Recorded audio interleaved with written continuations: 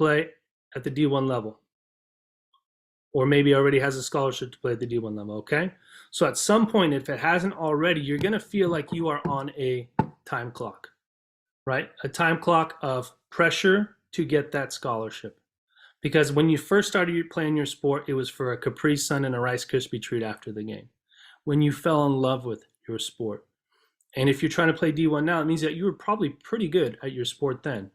But then you get to the high school level and people start talking about college, talking about scholarships, and then you start raising your expectations and this whole thing called perfectionism and anxiety. And if things aren't going your way, sometimes depression comes in. And that is what happens if we don't choose to focus on our athletic identity. Because what I want to go over first today is being. Who do you get to become along the way?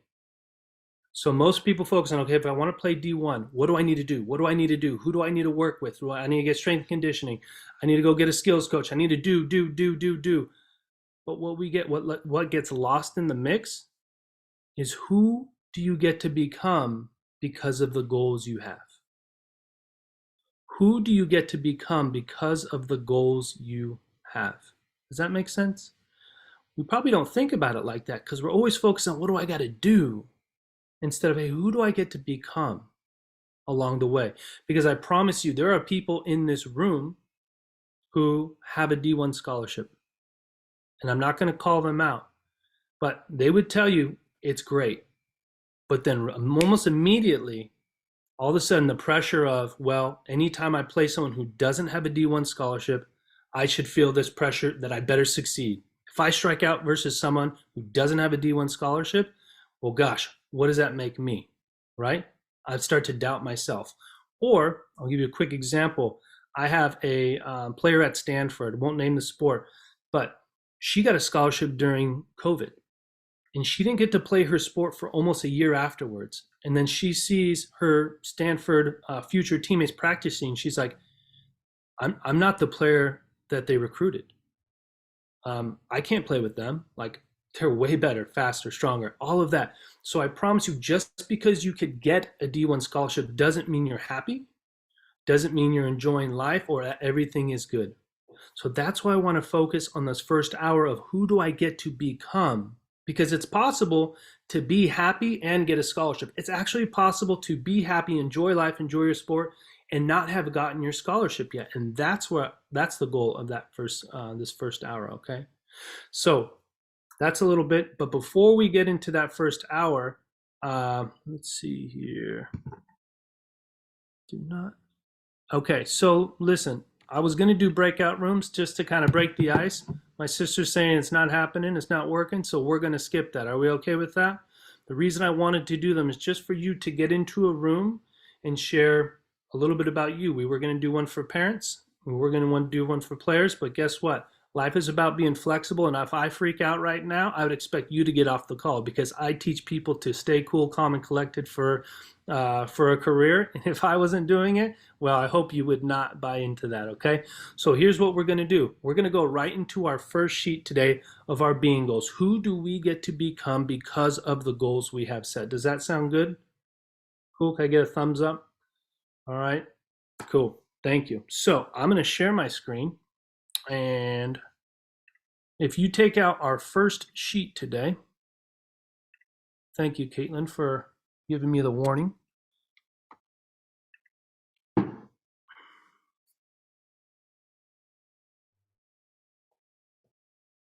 Does everybody see that screen okay? I get a thumbs up? Good. Okay. Hopefully you have that sheet in front of you.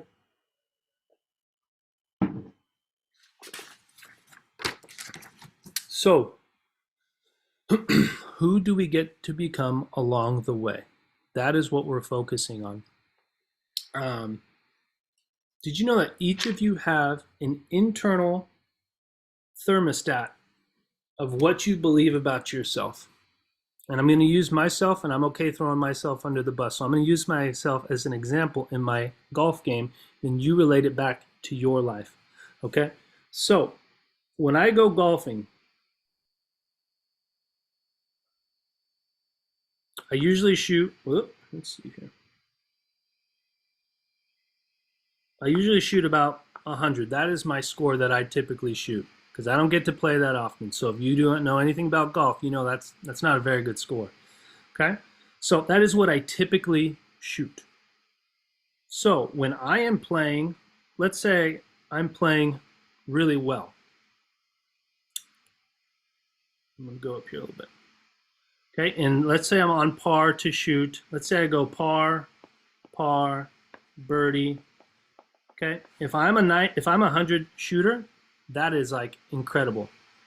And I literally have an internal system that'll say, "Hey Ray, you are playing way too well.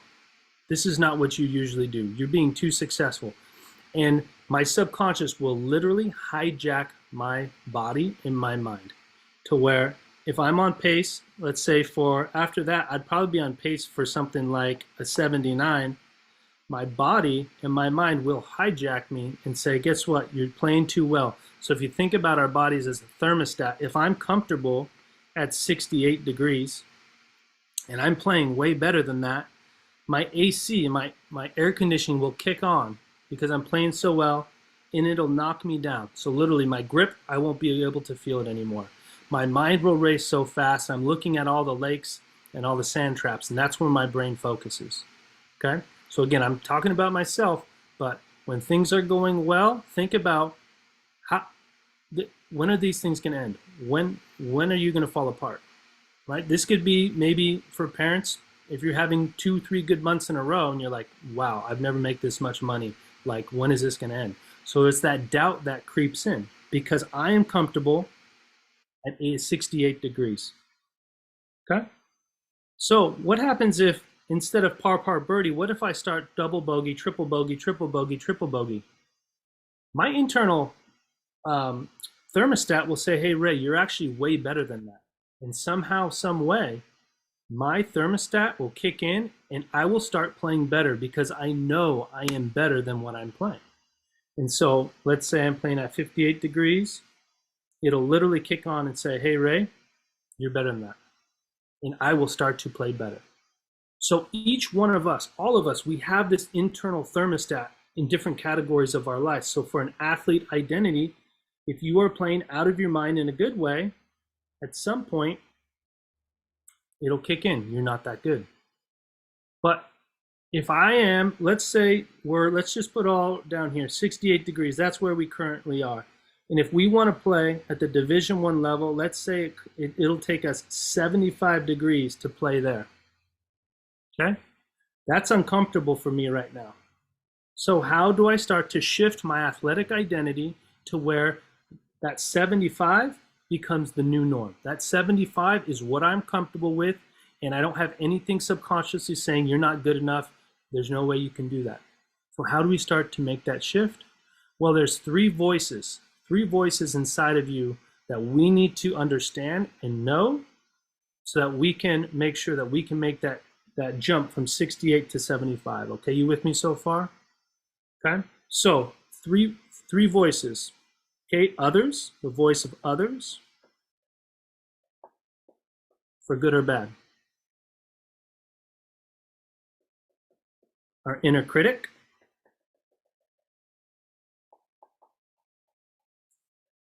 and our inner coach.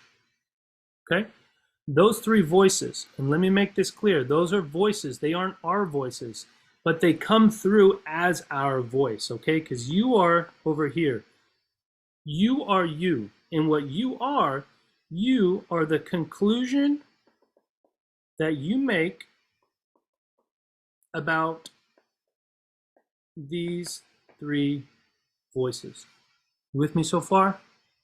So I know if I was in a room with you, I'd be able to see you and get a feel for it. But so if you hear me saying like you with me, I'm getting some feedback. So what we need to do, if I want to go from 68 degrees to 75 degrees, because that's what it would take for me to have that D1 belief in myself, okay? I need to check in on these. So let's break these down real quick, one by one. Others, there are people in your life that are positive and people who are negative, okay? So I will sometimes make this interactive, but right now I'm just gonna put some out there, okay? So There are some positive coaches. So positive coaches. There are negative coaches. And the same thing with teammates. Okay. I wouldn't be able to see, actually, I do have the chat up. Let's see. Actually, no, those are participants. Let me see if I can see the chat. So I won't be able to see the chat. But anyone ever feel good or feel negative about social media? You get on there and you start making comparisons so that others, right? So think about social media. Okay? So you can think of as many others as you want. There are people in your life who fulfill your dream or push you towards seeing what's possible, and those who can kind of kill your dream, right? There are toxic people and there are fans that you have. So then now let's go to inner critic. Okay? Your inner critic. And it shows you all the ways that you fall short. Okay? Your inner critic, it's really good at showing you all the ways that you fall short. But here's what's interesting. I think this is the first thing that'll start to click. Your inner critic has one job, and it's to keep you alive. Your inner critic, the person that beats you up, it's not you beating you up. You have an inner critic inside you that is scared, is worried, because all it's trying to do is keep you alive.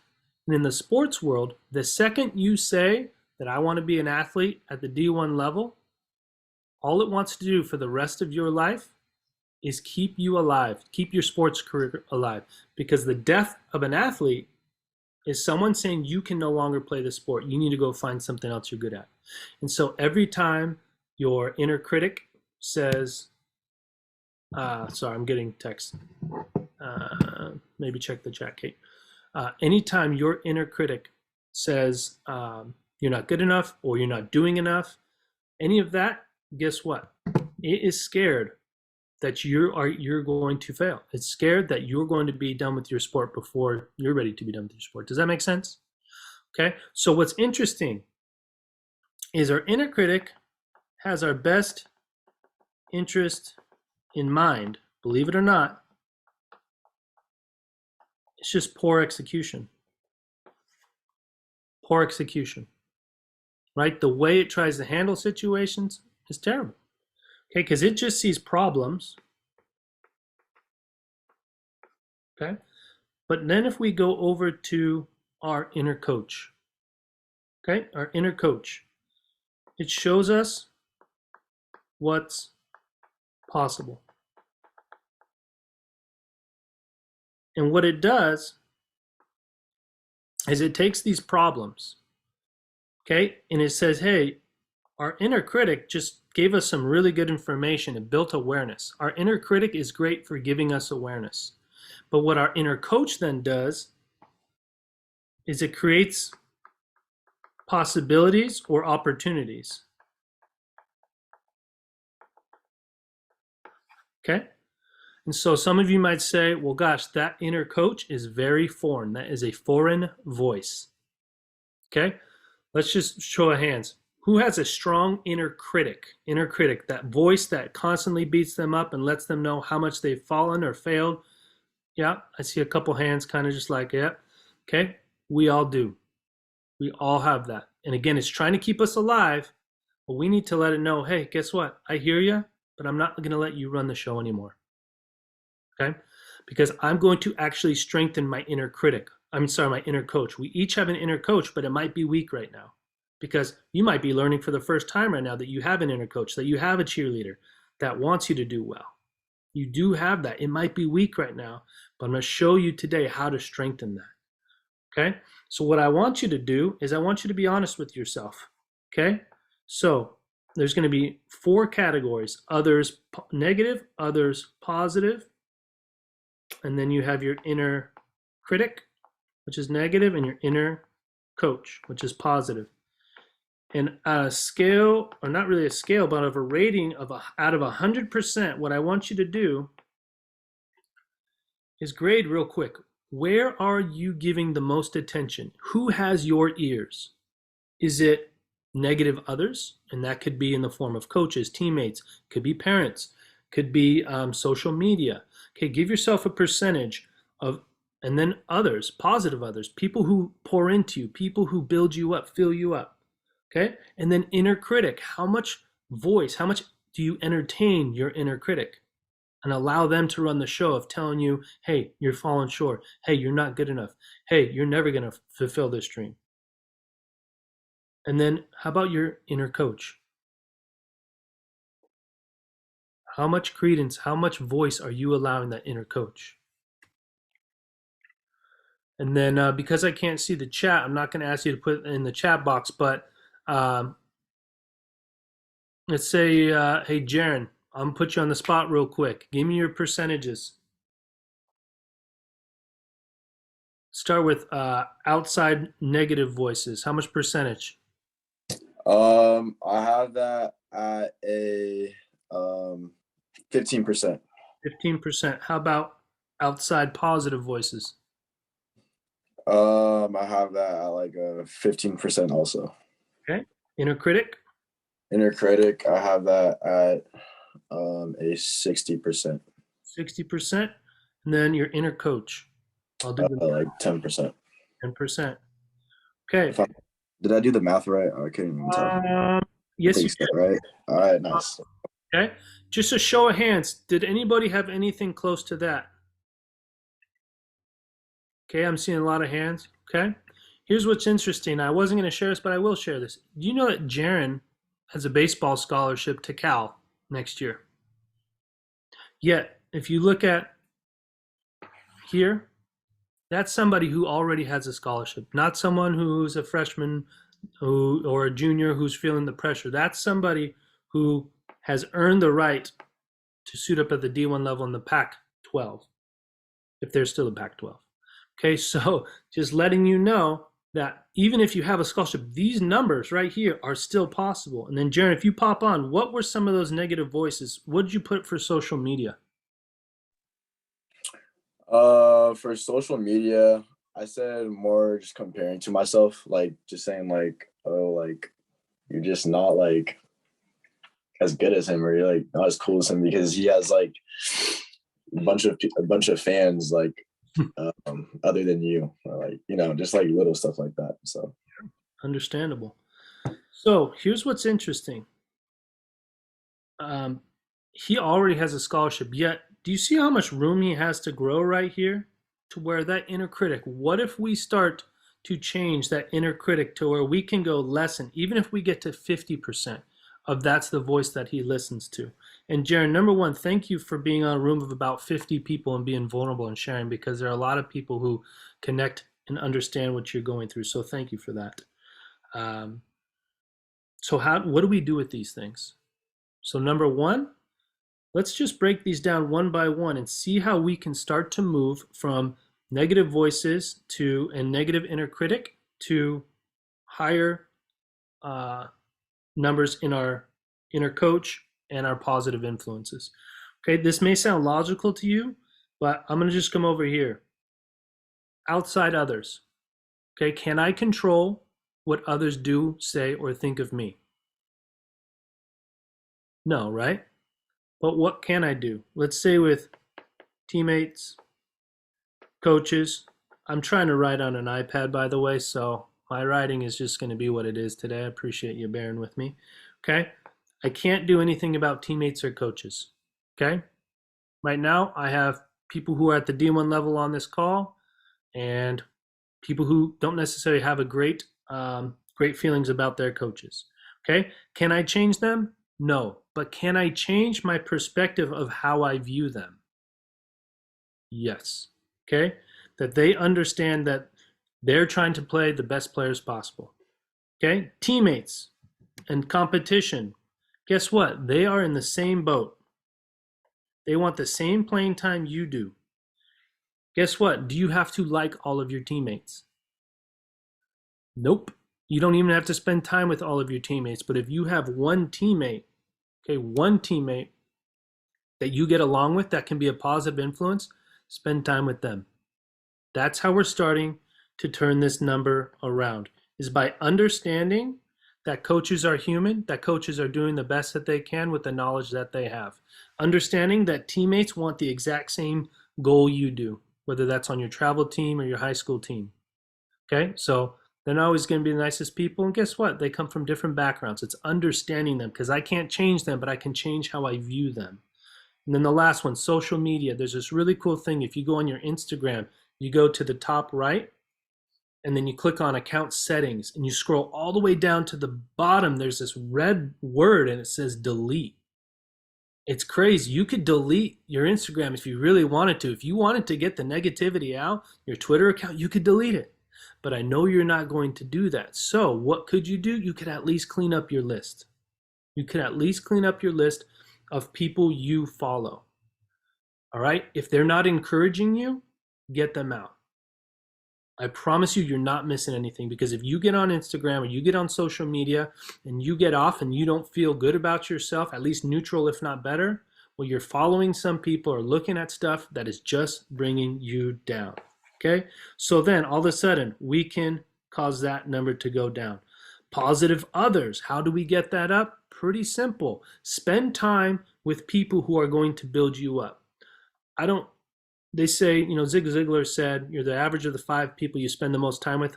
I haven't thought that through enough, but I know that if you're at the wrong 5 people, guess what? You're going to be in the wrong crowd, and you're not going to get where you're trying to go.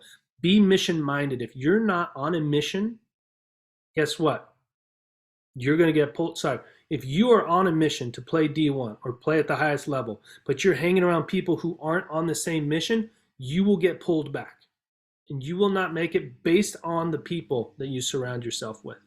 So make sure that you surround yourself with people who are like-minded in their mission. Like I said, you're on this call today either as a parent or a player because you as an athlete want to get to the highest level. This is the type of room of people that you want to be with, because you're striving together and you're striving for the same goal. Okay? It's a different mindset. Inner critic. Well, how do I start to does that make sense over here? So we can up that by changing the people that we surround ourselves with and let into our lives. Okay, inner critic. Jaron shared that's 60%. That's 60% of his voice, the voice that he hears inside his head. Well, how do we start to change that? Again, we understand that our inner critic has our best interest in mind. And once we do that, we do not have to believe our inner critic, but we can listen and say, hey, guess what? I hear what you're saying. I know you have my best interest in mind. So every time that you present a problem, okay, you're making me aware of it. And when I'm aware of it, I'm going to allow my inner coach to create an opportunity out of that, an opportunity for growth. Does that make sense? Okay, so if you flip over that page real quick and you go down here, okay, problems are where inner critics live. Okay, but then we have awareness that it gives us to where we have opportunities. That's what our inner coach sees. So to give you an example, if you're working on a hitting mechanic, you're like, I can't get this. And your inner coach comes in and says, see, you can't get it. You can't catch up to that fastball, or you can't see the curveball, whatever. Guess what? That just created awareness that I need to work on my pitch recognition. Well, what can my inner coach say? Hey, guess what? You've seen a baseball well, or you've seen a softball well. You've done it before. You'll do it again. Let's just take a nice deep breath, get back in the box. Let's just see a pitch. And I know I'm just using a baseball or softball. I know there's other sports on here, but that's just one example, okay? Do you see how all of a sudden I'm silencing my inner critic, not by trying to avoid it, because trying to avoid your inner critic is like trying to take a beach ball and shove it underwater and expect for it to stay there. It is not going to stay there. Okay? We don't have to be, it's just going to pop right back up. But we do not have to fear or be afraid of our inner critic anymore. It's actually helping us. So when we just create that separation between us and that inner critic and say, you are a voice. How do I know you're a voice? Because I can hold you right here and say, you are an inner critic. You are not me. You are a voice speaking to me, trying to help me, but doing it in a poor way. So I'm going to flip that around. Okay, I know I've kind of belabored that point, but that's so important. Does that make sense? Okay, you are not your inner critic. You have an inner critic, and right now it may be very strong. But as we work the mental game, we start to like silence that inner critic and then build our inner coach to where our inner coach, it provides us and it shows us a possibility of what is available. Okay? So as we silence our inner critic, that can go down, and then what can go up? Our inner coach. To where at some point, I'm not saying this is perfect, but I guarantee you at some point, you can work this stuff to the point that your negative influence are minimal, your positive influences are optimal, your inner critic is it's always going to be there. We can't get rid of it, but we can starve it to the point that it's so weak that all we're focused on listening to is that positive inner coach. We can build that inner coach enough. Now, do you see how all of a sudden, if I can do all that, and from these, remember, your voice, who you truly are, is a conclusion of all three of these. So based on who you listen to, hopefully it's here and here. Maybe I'll use a different color. I'm getting a little messy over here. Here and here, all of a sudden, what will your inner, let's go back to black. What will you think about yourself, right? Can we start to get from that 68 degrees over to that 75 to where, I'm going to go down here, 68 to 75, to where you can truly start to shift that athletic identity when you focus on building your inner coach to where it teaches you what to do and tells you what to do in the positive way because it has your best interest in mind. And when you're filling your life with others that are positive influences, those are in your control. Those are in your control. And you will start to shift again from here to here. Can I get some thumbs up if that's clicking? Okay, because we all have that negative voice, but it doesn't have to own us anymore. You can take a stand. I'm getting fired up. I'm not yelling at you. I care about you. I'm passionate about this stuff. So, we just raised our temperature. Okay? We're thinking about it. Now we have to go from our head to our heart. Our belief capacity currently looks like this. Okay, well, Ray, like, how do I raise my belief capacity from my current self to encompass that D1 self, right? That's the D1 self. Okay, number one, we'll go over to the side. Number one, so simple you'll miss it a lifetime. Give yourself permission to believe that you can step into that.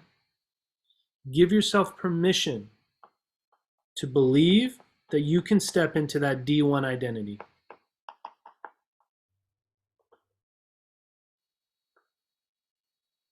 Okay? Because guess what? When you go D1 or you get a college scholarship of some sort or you make it where you want to go, everyone's going to jump on the bandwagon and say, hey, I knew you could do it. I knew you could do it.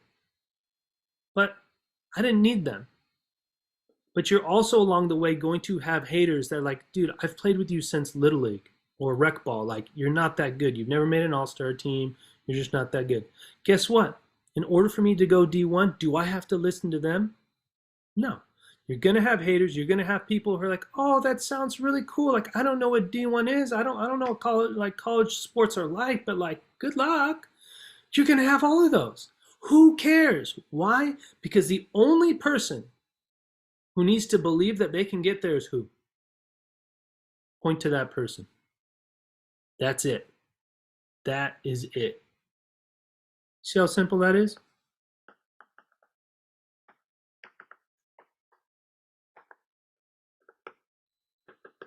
Is it nice to have people who believe in you?